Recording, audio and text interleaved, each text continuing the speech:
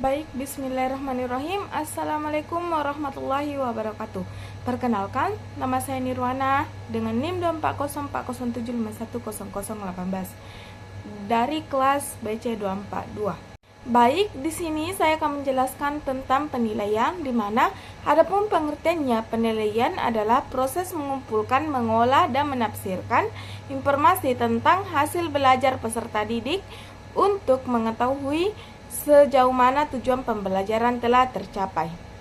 Dengan kata lain, penilaian berfungsi untuk mengetahui kemampuan, kemajuan, dan keberhasilan belajar siswa setelah mengikuti pembelajaran.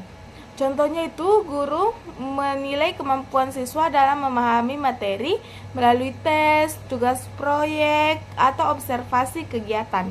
Baik, adapun jenis-jenis penilaian tersebut, yang pertama yaitu penilaian ini dibedakan menjadi dua. Ada berdasarkan waktu pelaksanaan dan ada berdasarkan tekniknya.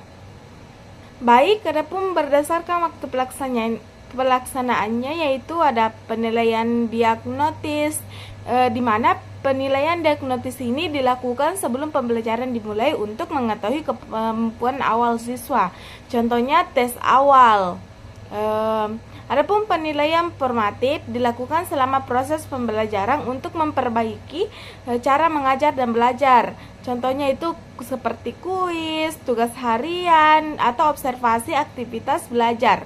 Adapun yang ketiga yaitu penilaian sumatif, di mana dilakukan di akhir pembelajaran untuk mengetahui hasil belajar secara keseluruhan. Contohnya itu ulangan akhir semester dan ujian akhir semester. Adapun berdasarkan tekniknya yaitu ada penilaian tes menggunakan alat tes tertulis, lisan, dan praktis. Contohnya itu ulangan, tes membaca atau tes kinerja. Adapun yang kedua itu penilaian non-tes, di mana menggunakan observasi, wawancara, penilaian sikap, portofolio, atau jurnal belajar. Contohnya itu guru menilai kerjasama dan tanggung jawab siswa selama kerja kelompok.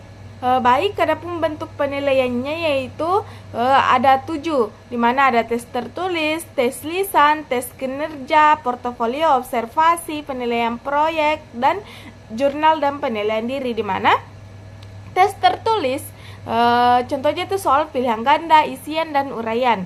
Adapun yang lisan, siswa menjawab pertanyaan secara langsung. Dan yang ketiga tes kinerja, di mana menilai kemampuan melakukan suatu tugas nyata. Dan yang keempat yaitu portofolio, di mana kumpulan hasil karya siswa selama periode tertentu.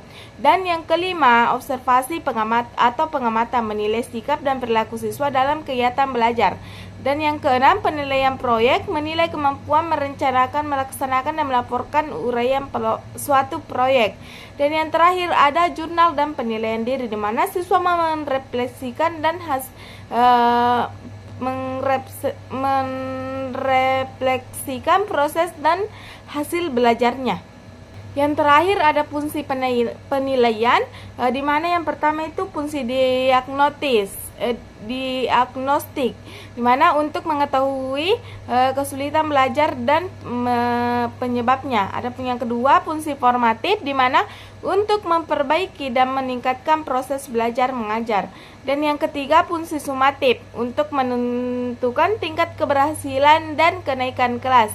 Dan yang keempat fungsi penempatan, di mana untuk menempatkan siswa pada program, kelompok, atau materi yang sesuai. Dan yang terakhir ada fungsi motivasi, di mana untuk memotivasikan agar belajar lebih giat.